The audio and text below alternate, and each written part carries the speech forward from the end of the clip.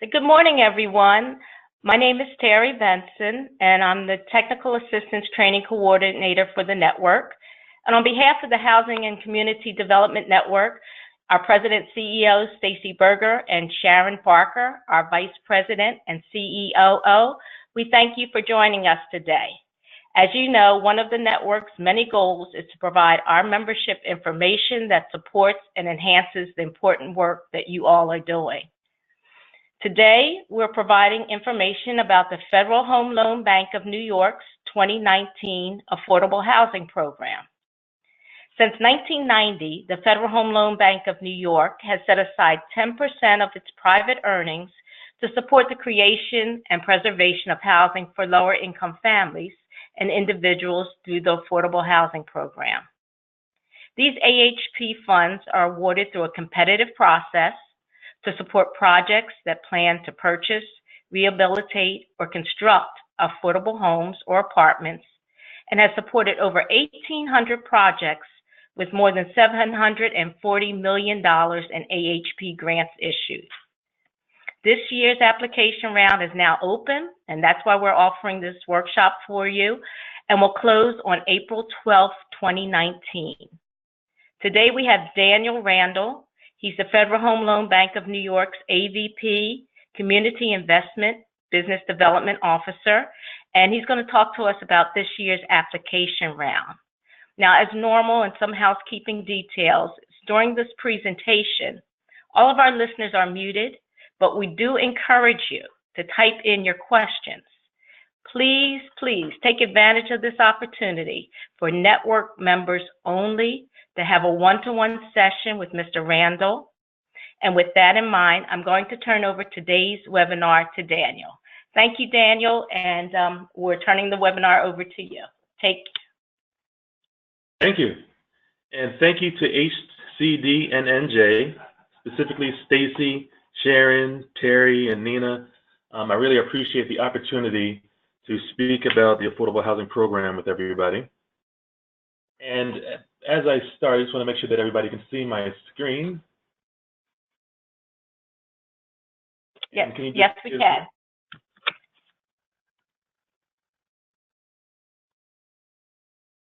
All right, so right now,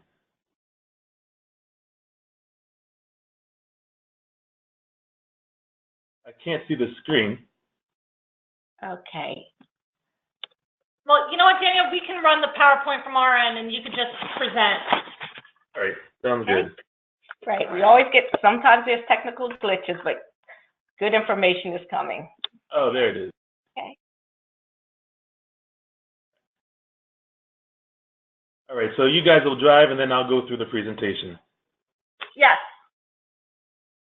All right, so just a quick background. As Terry pointed out, over $740 million in equity is what we've been provided over the last nearly 30 years for the Affordable Housing Program. And we are one of the largest private funders in the country. And when you add all of the Federal Home Loan Banks together, we are truly the largest private funder in the country. So over the last several weeks, I've had a chance to travel throughout the district and talk about the Affordable Housing Program. And I've been in upstate New York, I've been in southern New Jersey, I've been in Trenton. I was actually in Trenton yesterday, and I love the opportunity to talk about economic development. And a key piece of economic development is affordable housing, and that's just what this program is. So for 2019, the competitive program will have over $40 million available to project sponsors and developers that want to submit their applications to the Federal Home Loan Bank. The maximum amount for a project is $2.5 million or $40,000 per unit, whichever is less. Some of the logistics behind the program include the application deadline being on April 12th, and the application package is actually available right now. So if you were interested in submitting an application, what you would do is go onto our website, download the material, fill it out, and the key piece of this is that you would have to submit it to one of our member institutions. The only way that we accept AHP applications is if one of our member institutions provides that application on the sponsor or developer's behalf. I'm going to take a step back and talk a little bit about what we've been going over the last almost 3 months. And this started back in January when we did a webinar to talk about the logistics of the program. In that webinar, the first thing that I identified in terms of the pathway to success was, one, that you had to read our implementation plan. Two was to attend that webinar to get the logistics to understand when the application will be available, which was February the 25th, when the round deadline would be, which is, as I said before, would have been April the 12th.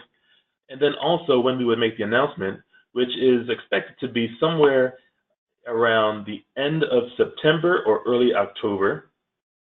The third piece was to attend one of our in-person trainings.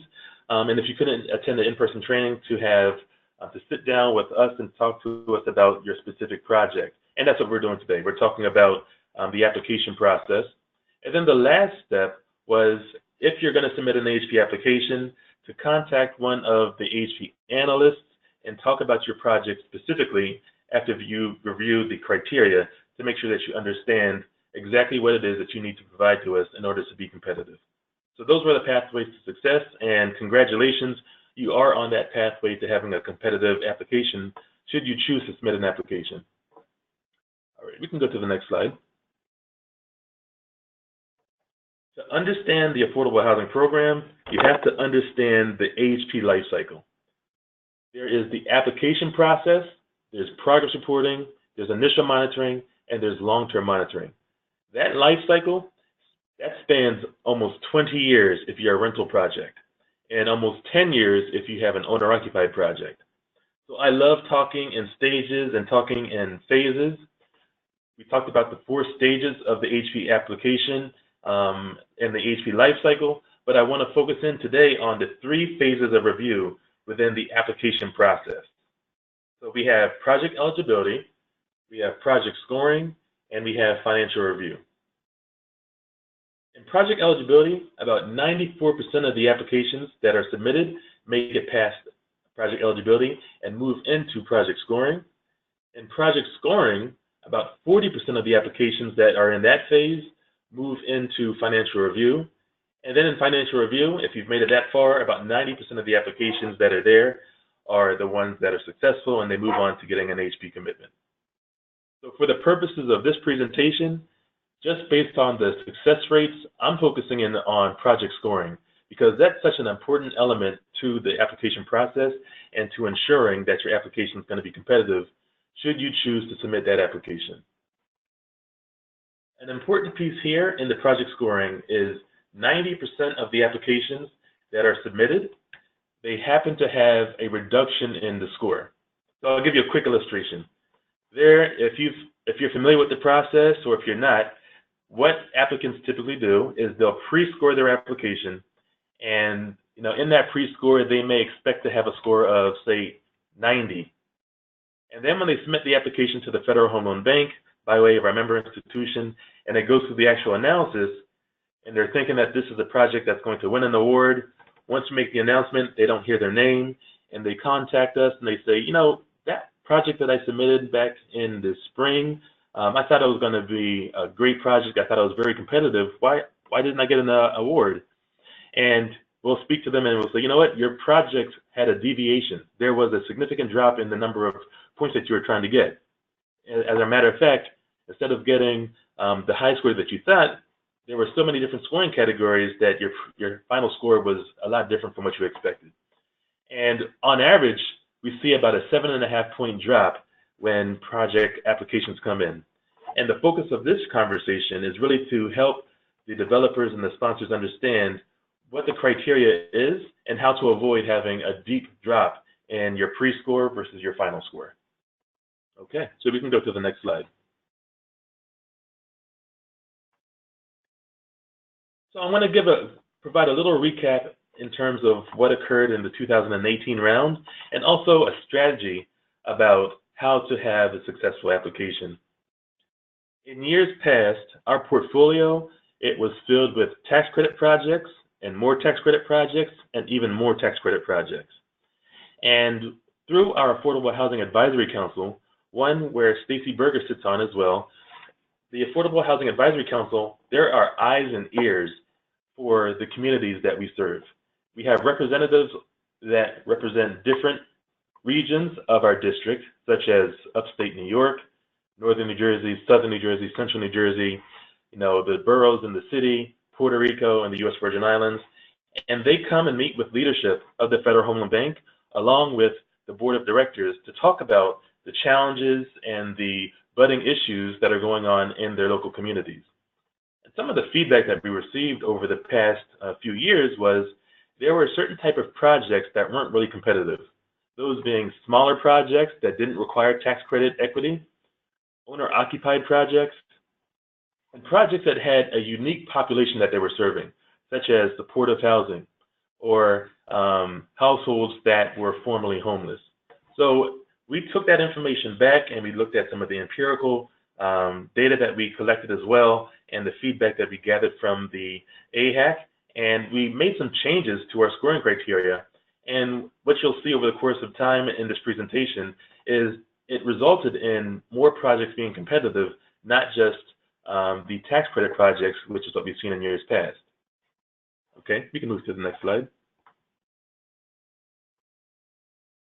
Now, the scoring range from the 2018 round was around 81 to 64.46 points. So that range was actually a little tighter than it was in years past. In 2017, it was a little under 80 and a little above 61. And if you go back years before that, that range was around 65 to the lower 50 point range. So we've seen that range evolve over the course of time. And because we didn't make any significant changes to our scoring criteria for the 2019 round, we do anticipate that the range will be more similar to what we saw in the 2018 round, which is about 80 to 65 points. Okay, we can go to the next slide. Now, before we get to the scoring analysis, I do need to make sure that we do our due diligence and we just recap and go over some of the important elements in the eligibility review. Two very important pieces of the eligibility review are, one, you have to have a project that has site control. And when we say site control, that means either a valid sales contract or a project that has ownership of the specific site. So the project sponsor should have ownership of the site or have a valid sales contract over that site. Another important element of the review process is that the sponsor of the project has to be qualified. And we call that sponsor capacity. In terms of having sponsor capacity, what we'll look at is the sponsor's development team. We'll also look at the sponsor's development plan and see if they have identified funding sources, if they are familiar with the total project costs, if they also have contingencies built in their financial statements, and if the project from a grant standpoint is going to be one that is going to be financially sustainable for at least 15 years if it's a rental project and 5 years if it's an owner-occupied project.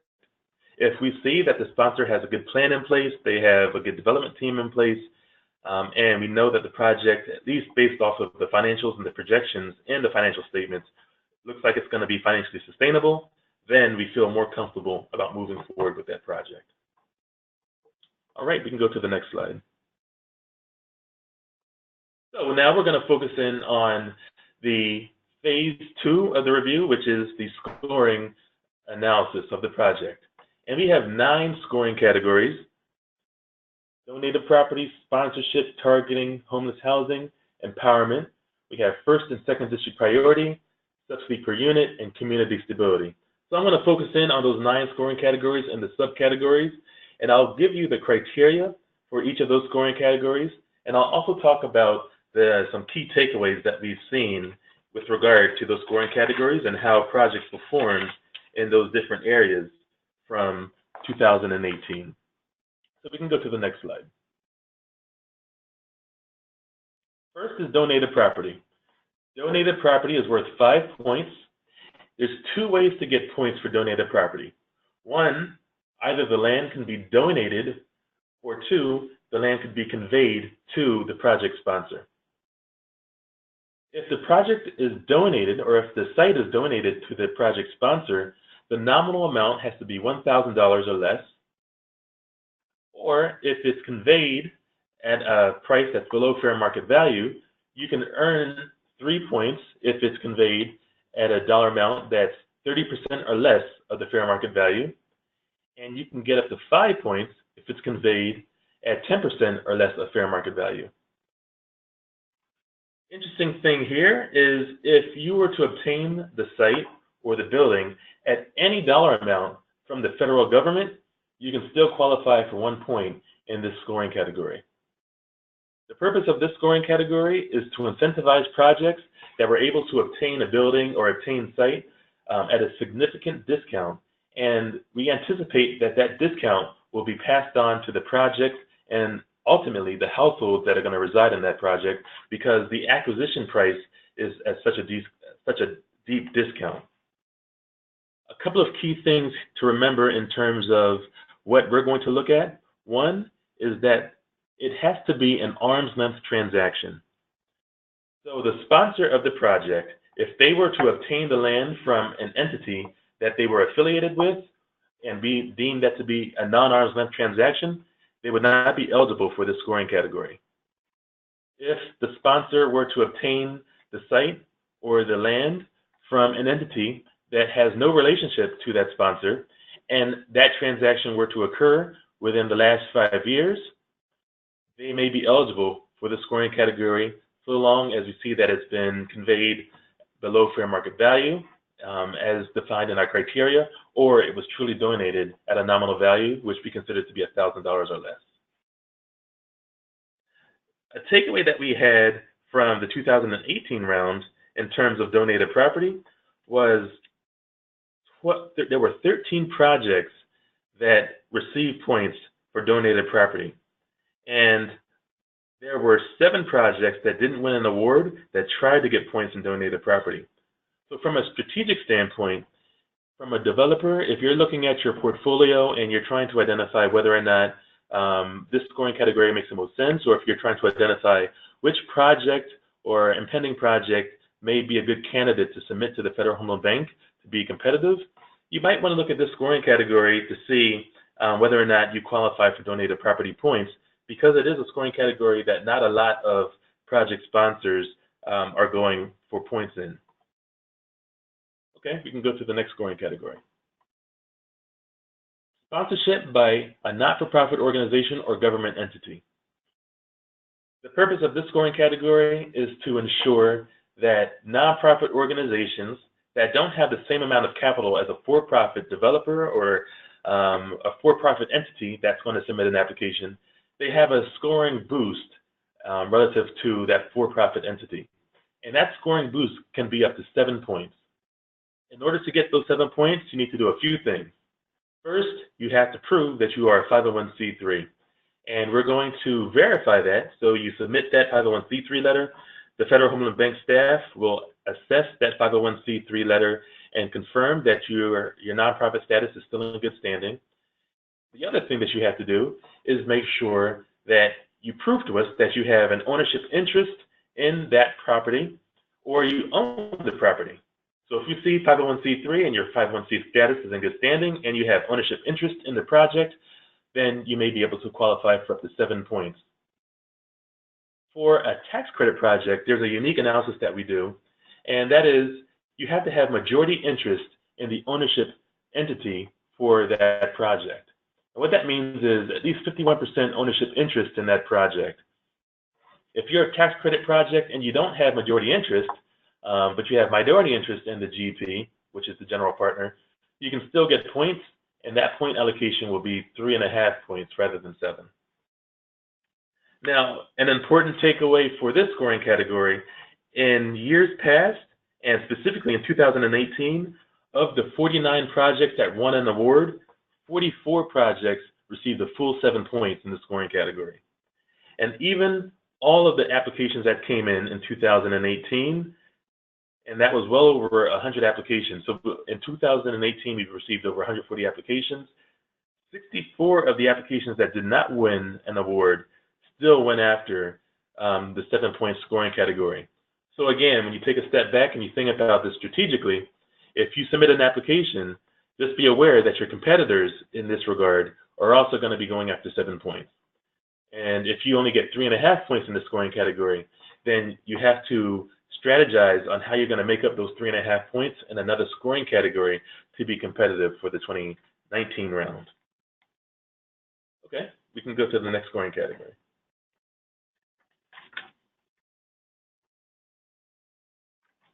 Targeting is worth 20 points, and it is the largest point allocation for one single scoring category. It's relatively straightforward. In order to get 20 points, if you're a rental project, you have to have what we call the 60-40 split. And what that means is at least 60% of the units have to be reserved for individuals that make 50% or less of the area median income. If you're an owner-occupied project, all of the units have to be reserved for individuals that are 80% or less of the area median income. Unlike a rental project where you can have that 60-40 split and get the full 20 points, for an owner-occupied project, it's based off of a sliding scale. So if all or the majority of your units are for very low-income households, you'll get a higher score for that scoring category. If all of your units are, say, moderate income or close to the 80% threshold, then your score is going to be a little lower. An important piece for targeting is for a rental project, your revenues are going to be predicated on how you set up your targeting. So I'll give you an example. If your project has 100% of its units reserved for individuals that are very low income, for the affordable housing program, we consider affordable to be rents that are no greater than 30% of a household's income. So if all of your units are dedicated to individuals that are very low, that's going to have an impact on the revenues of your project. In other words, it's going to have an impact on the rents that you can charge those tenants. So if you have a situation where you lowballed your expenses, or once construction started, you identified that there were additional costs and you needed additional debt to come into the project, your revenues are going to be tied to the households of that building, and they might not be enough to pay for the added expenditures of that project. So you want to keep in mind your targeting and build in some flexibility. Even if you could do 100% of your units for very low income households, in order to get the 20 points, as I said before, it's a 60-40 split. You might want to have some flexibility in there so that you could have higher rents in your project, which result in higher revenues to cover expenses and additional costs for your project that may be incurred down the road. In 2018, another important takeaway that we saw was 35 of the projects that won an award, so 35 of the 49 projects that won an award received the full 20 points in the scoring category. In fact, the majority of the projects that won an award in the scoring category received between 18 to 20 points. So again, just like in the sponsorship category, if you're trying to be competitive, just know that your competitors are going to be getting the full 20 points or very close to 20 points in the scoring category. So if your points is going to be, say, 10 or less, again, you need to make up a lot of points in other scoring areas to be competitive in the 2019 round. All right, we can go to the next scoring category. And that's housing for homeless. Housing for homeless is a scoring category that's worth 5 points, and there's a few ways to qualify for points in this area. First is if you reserve at least 20% of your units, and it's going to be for rental housing, you can get qualified for points. Or if your project is for transitional housing, and it's going to be for a minimum of 6 months, again, you may be eligible for this scoring category. Or if you have permanent owner-occupied housing, and at least 20% of those units are reserved for homeless households, again, you may be qualified. Now, for a homeless household, it does have to meet our definition for homelessness, and as it's illustrated here on our slide, that means that you have to have a household that lacks a fixed, regular place to stay, or their primary residence isn't adequate sleeping accommodations, or they're going to lose their housing. And as you go down the list, we define what homeless housing is. When we receive applications, yes? Excuse me, Daniel, this is Terry. We received a question. Are there any special points given for veterans housing? Or Veterans yes. housing, explicitly no, but there are situations where the definition might overlap. So we have a supportive housing category where we've identified different populations where veterans housing, and even in homeless housing, where it may overlap, where that veteran may lack a fixed or regular place to stay, or they're going to lose their housing, or the primary nighttime residence is not an adequate sleeping accommodation. So even though it's not specifically veterans housing, they still may be able to fit within the definition that we have for homeless housing or our supportive housing category, which I'll talk about in a few minutes. All right, thank you. Yep. So homeless housing, there's 3 submission techniques that sponsors can apply, and the first is you can have a referral. So if you've identified an agency that will refer households that meet the bank's definition of homeless to your project, and in that referral letter, it lays out all the details in terms of what that household or what those households, how many households are going to be reserved, and what the definition is for those households. And the agency that's going to refer those households to your project is a reputable agency. So for example, it shouldn't be Google that's going to refer those households to your project. We do want to see that it's coming from an agency that is familiar with homelessness. Then you may be able to pick up points in that capacity. Or if your primary mission is to serve homelessness, you may be eligible for the scoring category in terms of how you submit the documentation. Now, we'll warn you that that is, when you say that your primary mission is homelessness, we will validate that. We're going to go to your website, we'll look at your bylaws.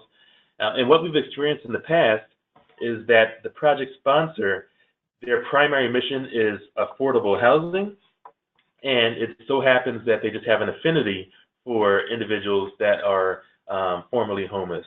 If that's the case, then you might not be eligible with regard to how you submit your application, because your primary mission isn't truly about homelessness.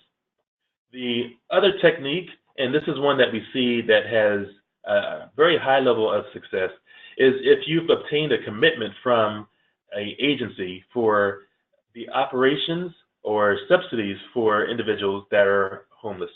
So for instance, AHP or some other type of operational subsidy or funding that's going to go to your project for the purpose of addressing homelessness. If we receive that commitment letter, then you may be eligible for points in the scoring category. One last takeaway that I want to share with everybody here is there were 21 projects in 2018 that received points in this scoring category, and that's 21 out of the 49 that we approved. So again, this is for the sponsor to look at their portfolio and look at this definition and identify whether or not they have a project that may make sense, because this is one where we see that there has been projects that are successful in picking up points and also getting an AHP commitment when they do pick up those points for homelessness. All right, we can move on to the next scoring category. Promotion of empowerment. Very important scoring category. It's worth 5 points. As you see on the bottom of the slide, we have buckets. So if you do one activity, it's worth 1.25 points. If I jump down and say 4 to 5 activities, it's worth 3.75 points. And if you do greater than 6 activities, it's worth 5 points. Important thing here is in 2018, what we saw was that most projects weren't really trying to go after the full 5 points. In fact, only 10 projects that won an award received the full 5 points in the scoring category. The majority of the projects that received an award and got points in the scoring category, which was 21 of the projects, received about 3.75 points. The way that empowerment activities work is we have a prescribed list of activities listed in our implementation plan. You have to identify the economic empowerment activities from that prescribed list and identify which one you will offer to the residents of your building. The key word there is offer. So we don't expect for you to put somebody in the headlock and say you have to go to this empowerment activity. We want you to offer it to the residents of your building once the project is fully constructed and it's occupied. And that is typically done in the initial monitoring stage. At application, though, what you have to do is fill out the template that we have in the application package, which identifies the service provider and also identifies the activity that's going to be offered. And then there's a narrative that's going to be provided as well. And in that narrative, you have to identify that it's going to be an economic benefit to the residents of your building. And the key word there would be an economic benefit to all of the residents of your building. You have to talk about how it's specific to the project. We do want to see that it's something that's going to be uniquely tied to the residents of your building or of your project. And then lastly, that it's going to be an ongoing activity for the residents of the building. If we see that and we see that it makes sense, and when I say makes sense, I'm really speaking about the feasibility of that activity. So if you're a senior housing project and you have residents that are seniors, and the economic empowerment activity that you're going to offer them is job training, obviously we're going to scratch our heads and we're going to ask, well, if the building is occupied by individuals that are retired and you're offering them job training, I don't see how the two tie. So you're going to have a huge hurdle there to really make that make sense to us. So make sure that your economic empowerment activity makes sense for the population that you're serving in that building. All right, I'll move on to the next slide. Next is first district priority. There are two subcategories here. I'm going to jump down to in-district projects only because it's so easy. So as I said before, if your project is in New York, New Jersey, Puerto Rico, or the U.S. Virgin Islands, right off the bat, that's 5 points. That's the district that we serve. And so long as your project's in our district, you're going to get 5 points because we do incentivize projects in our district. We also have a subcategory called economic diversity. The goal here is to provide projects that are offering mixed income housing a scoring boost. There's two ways to get points in this scoring category. The first is if you have a project that's located in a low or moderate income census tract, and in that project, you're going to have individuals or households that have income greater than 60% of the area median income, you may be able to qualify for up to 10 points. Now, the way that we break it out is if greater than 20% and less than 30% of the units are reserved for individuals that are moderate or higher income, that's 5 points. If greater than 30% of the units are reserved for individuals that are moderate or higher income, that's 10 points. The other way that you can get points in the scoring category is if your project is located in a higher income census tract, or quote unquote an upper income census tract, and between 75% and 99% of the very low income units are located in that qualifying tract, that's worth 5 points. Or if all of your very low income units are located in that qualifying tract, that's 10 points. Very important takeaway here. A few slides ago, I talked about targeting, where if you have the 60-40 split, you can get 20 points. And I explained to you that the majority of projects that come in get the full 20 points there. If you look at your portfolio and you identify a project that is in a census tract that is low, moderate, or upper, and it meets the criteria for economic diversity, now there's an opportunity to pick up to 30 points in two scoring categories by getting the 60-40 split for targeting, where 60% of your units are very low. And then, as we look at this slide here, if you have 30% of your other units reserved for individuals that are moderate or higher income, you can get up to another 10 points for this mixed income housing scoring category. Or if all of those units that were very low income units in that 60-40 split for targeting, if they're all located in an upper income census tract, you can get 10 points. What we've seen in years past is the projects that are able to pick up 20 points in targeting and another 10 points in this scoring category, that moves them up to the top of that list in terms of competitiveness, because it's very rare to pick up 30 points in two scoring categories. Key takeaway there. All right, we can move to the next slide. The next is second district priorities. So what we mean by second district priority are projects and that we're trying to incentivize. And when I say we, that means the Federal Home Loan Bank. So a lot of these scoring categories are dictated by the finance agency, the agency that examines the Federal Home Loan Banks across the country. But they do give the banks the opportunity to identify specific areas that we want to focus in on. And as I said before, based on the feedback that we received from Stacy Berger and the rest of the Affordable Housing Advisory Council, there were certain type of projects that were not competitive, such as small projects and owner-occupied projects. So we updated our scoring criteria so that these type of projects will be more competitive. And owner-occupied projects, we gave a 5-point scoring boost, and the same thing for small projects, which means 25 units or less. If you have a project that's owner-occupied and it's also 25 units or less, that's 10 points right off the bat for your project. And that resulted in several more projects being competitive. When we go back to 2010, that was the last time that we had owner-occupied projects win more than 2 awards. In 2018, there were over 6 owner-occupied projects that won an award. And it was based off of the fact that those owner-occupied projects were able to pick up points for being owner-occupied and also being a small project. Another interesting takeaway from that was there were only 17 applications for owner-occupied projects. And of those 17, 6 won an award. So the success rate of owner-occupied projects was much greater than the success rate of rental projects, where they submitted over 120 applications and won 40 awards. Again, if you're a sponsor out there and you have a project in your portfolio, or you're looking to do a Habitat for Humanity type transaction, or any type of owner rehab type of transaction, something to take the key takeaway here is you can get 10 points and be very competitive. Now, project readiness is a scoring category that I doubt will ever go away because of its strong impact on phase 2 of the AHP life cycle, which is the progress reporting phase. In progress reporting, we're very intent on making sure that the project is making reasonable progress towards completion.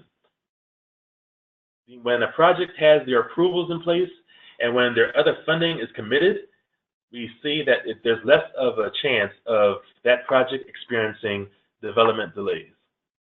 Approvals, what we're looking for is a final site plan approval or as of right letter from a qualified professional, and we list those qualified professionals in the application package. In terms of the other funding that's committed, if at least 75% of your other funding is committed to the project, you will be able to pick up 5 points in the scoring category, and we do an assessment of those commitment letters.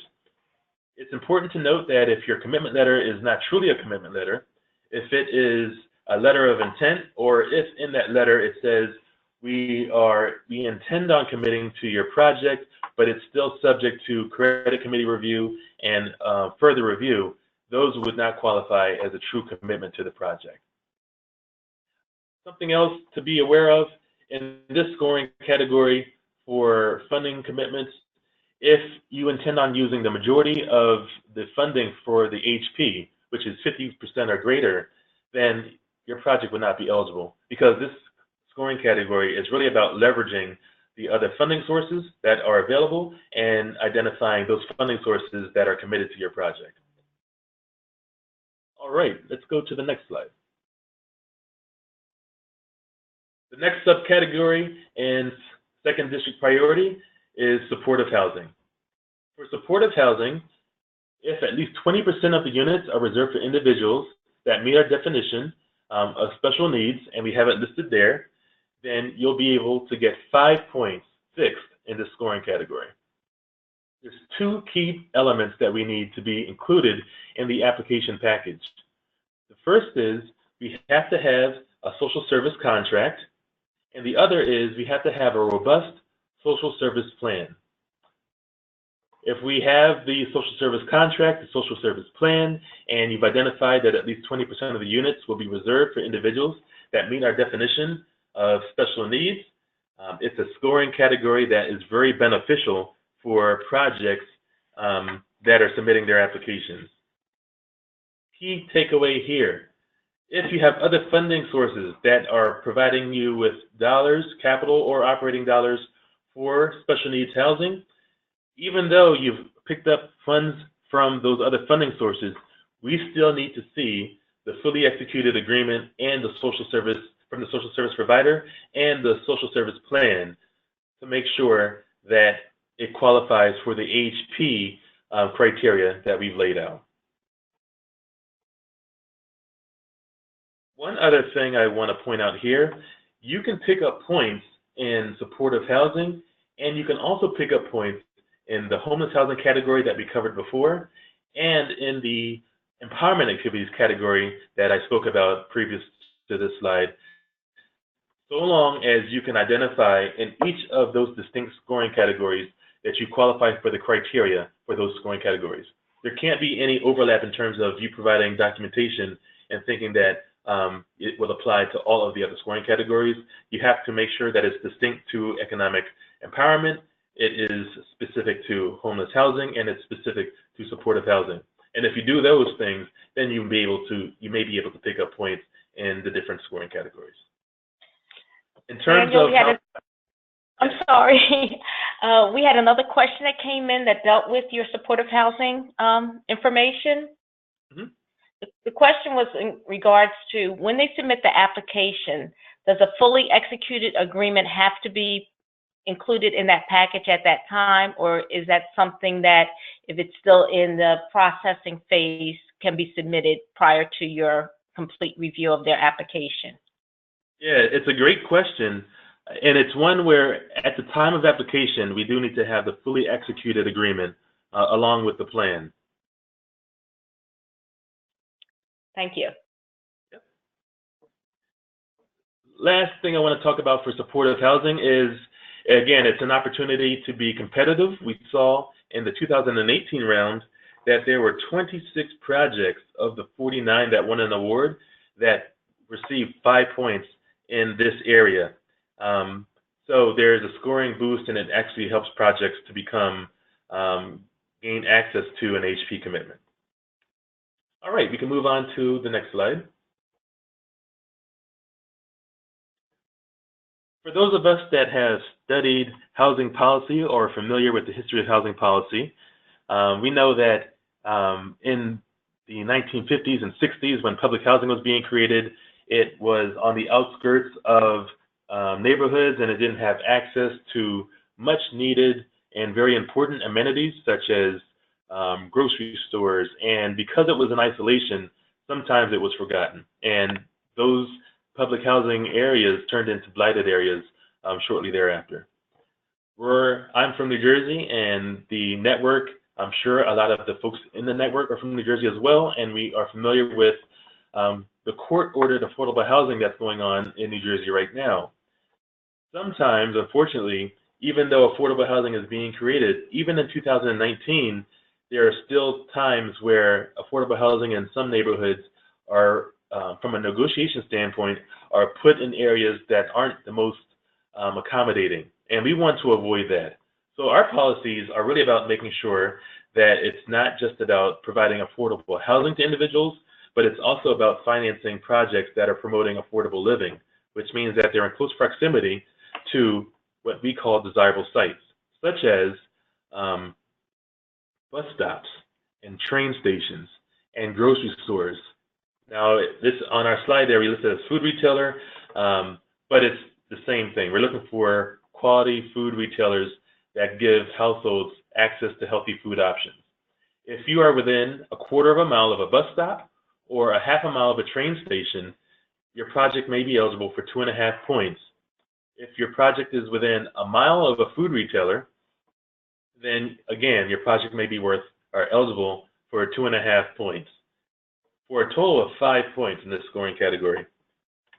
There was an interesting takeaway that we received in 2018 when we looked at the data and assessed how projects performed in the scoring category, and 36 of the 44 projects that won an award were projects that were being developed in areas that had high access to quality amenities, such as a food retailer or public transportation. And we also saw that rural projects were not negatively impacted by the scoring category, which was something that we were paying close attention to as we started to evaluate the project performance in 2018. Again, looking at your portfolio, it's looking to see if you are in close proximity to these things. And oh, by the way, how do we verify if your project is in close proximity to public transportation or a food retailer? We rely on the most reliable resource in the history of mankind, and that is Google. So you have to provide your Google map to the Federal Home Loan Bank along with your application, and there's instructions in the application package in terms of what we're going to look for when you submit that application and proof that you're in close proximity to these desirable sites. All right, we can move on to the next slide. Community stability is worth 8 points, and there's two ways to get these 8 points. One, you can preserve affordable housing, and by preserving affordable housing, your project has to be occupied, which for us is 50% of the building is occupied. Your project has to undergo at least $15,000 worth of construction work per unit, and it has to meet the housing quality standards established by HUD. If you're an owner-occupied project, very similar requirements, but we say that there has to be at least $10,000 of rehab work going in the dwellings of your project. We can go on to the next slide. The other way to qualify for 8 points in the community stability scoring category is through developing in difficult to develop areas or qualified census tracts.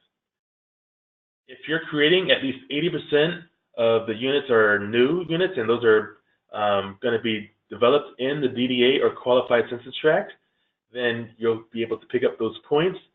In order to prove that to us in the application package, again, what we have is a link to the 50-Act website. And that website, what you'll do is you'll plug in your address. It will pop out the attributes of that census tract and let you know if it's truly a difficult to develop area or a qualified census tract.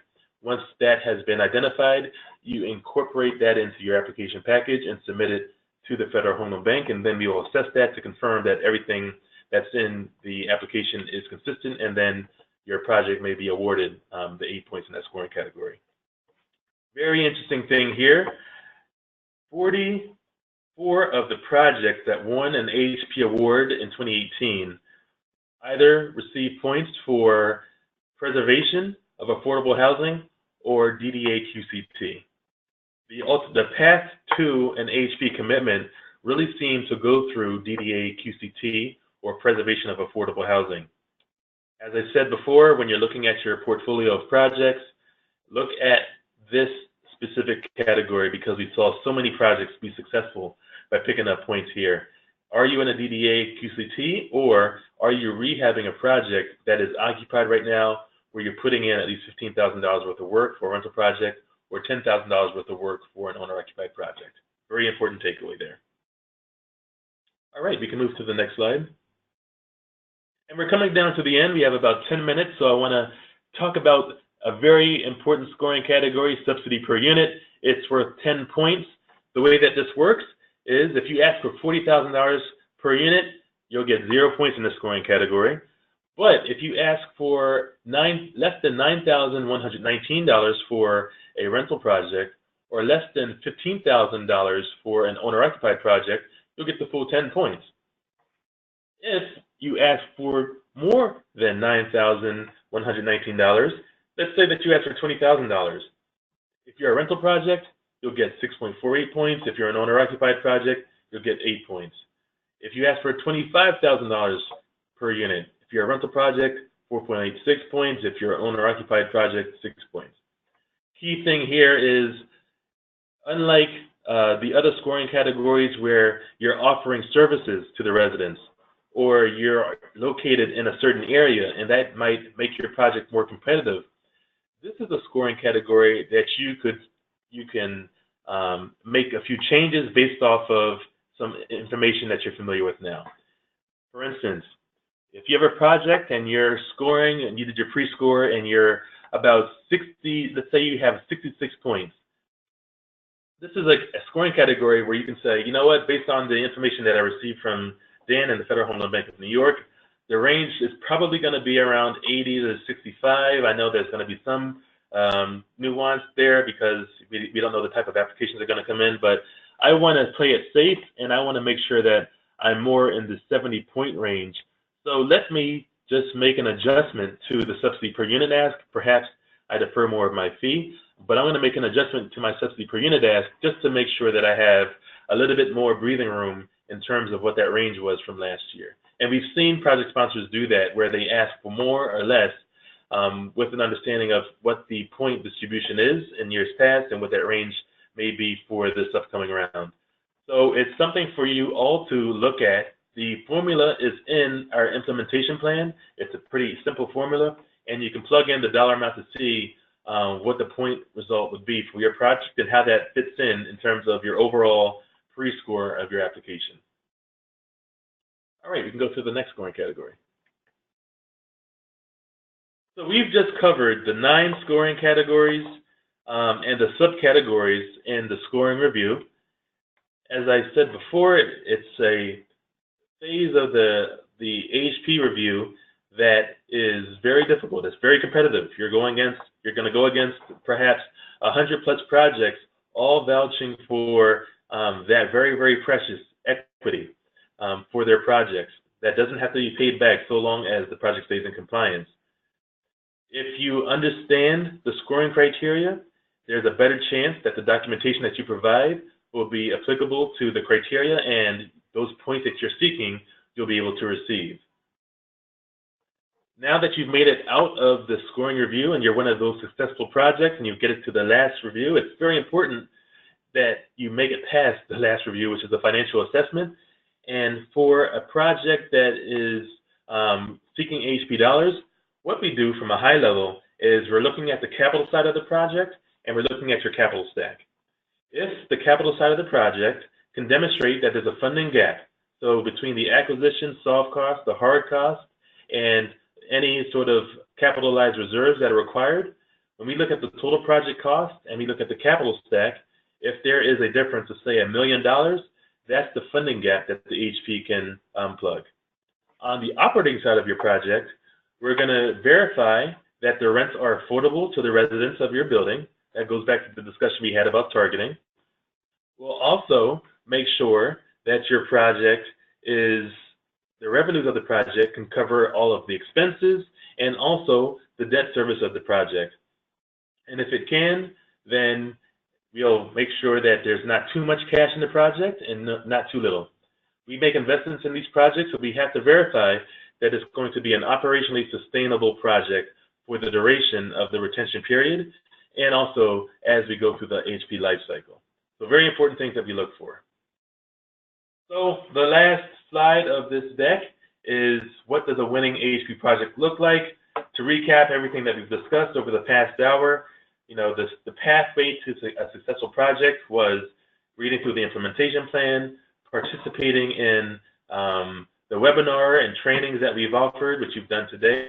It's going back after this and identifying in your portfolio, based on the scoring rubric that we have, which project in your portfolio makes the most sense, going through the criteria, and then contacting the Federal Home Loan Bank prior to submitting your application package to a member institution who will submit it on your behalf, but contacting the Federal Home Loan Bank to make sure that you truly understand the criteria and that you have addressed it the way that we've laid it out in the application package and in the implementation plan.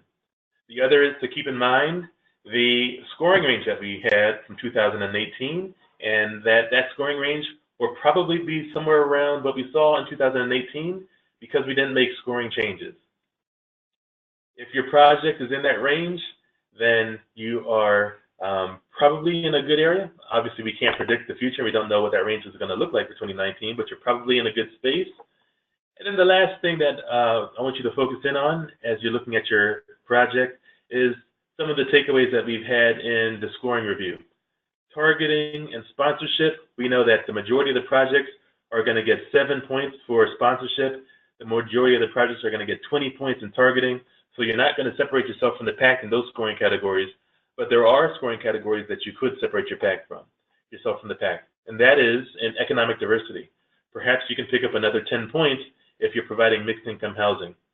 Or in empowerment activities, if you can provide us with the adequate documentation to prove that it's project specific and that it's going to have an economic benefit to the households of your project. Again, that's a scoring category that we see people get about 3.75 points in rather than the full 10 points in, so you can separate yourself from the pack.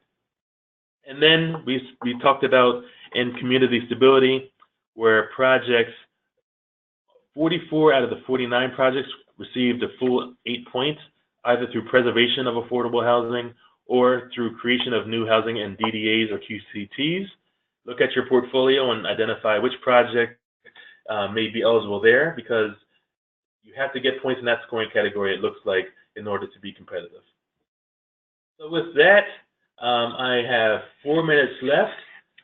I will leave that open for any questions. Yes. Yes, we first want to say thank you for a great and very thorough presentation.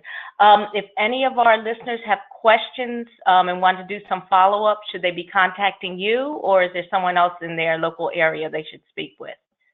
Definitely give me a call, and I'll put you in contact with either Christy Seifert, who is the portfolio manager, or I'll put you in contact with one of the analysts who is going to be working on the applications as they're going through the review process.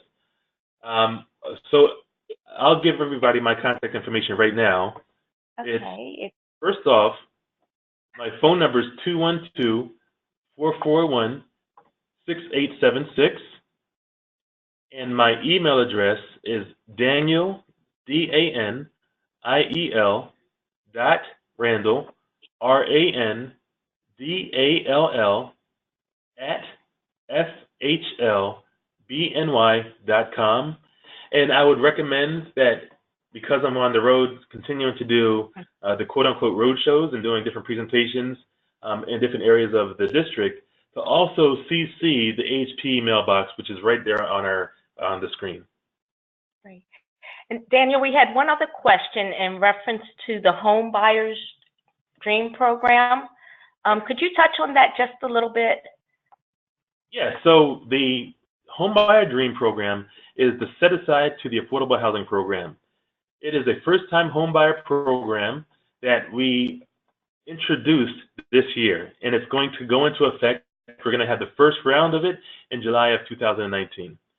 There are general criteria of the program is you have to be a first-time home buyer, and the dollars can be allocated to individuals that are in need of down payment or closing cost assistance, and that dollar amount is up to $14,500 for first-time home buyers that need down payment or closing cost assistance.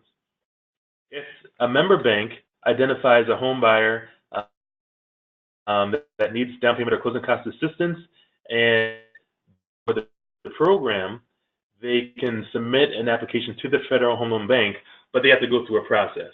And that process starts off with the member bank signing up to be a participant of the program, and then identifying the households. So unlike the Affordable Housing Program, where it's really dedicated for developers and nonprofit sponsors, and those sponsors submit applications to our member institutions, the HDP is a first-time homebuyer program where the work is between the member and the Federal Home Loan Bank of New York, and then the member will submit households to the Federal Home Loan Bank once they go through the review process. Okay. Okay. And there'll be future correspondence and information about upcoming discussions and tutorials on the Homebuyer Dream Program as well. So as we've been going through the roadshow, we've done, in the morning sessions, we've done the Affordable Housing Program, and in the afternoon sessions, we've done the Homebuyer Dream Program. Okay. Great. Is there any information available on your website about the Homebuyer Dream Program that our members can review at this time? Yep, there is. So if they go to our website, there'll be some information, high-level information about the program, and they can read through the guidelines and the criteria. And there'll also be future correspondence and tutorials on the program as well. Okay, and we would hope that we can also do a webinar on the program in the future. But thank you, Daniel, and thank you, listeners, for participating in today's webinar. It will be posted within the next 24 hours for any of our members to access. And again, Daniel, we just want to thank you for taking time out of your very busy schedule to speak with our membership. It's been very helpful, as always. No problem at all. I appreciate it, the opportunity. All right, and thank you, and everyone have a great weekend. All right. Bye. Have a good one.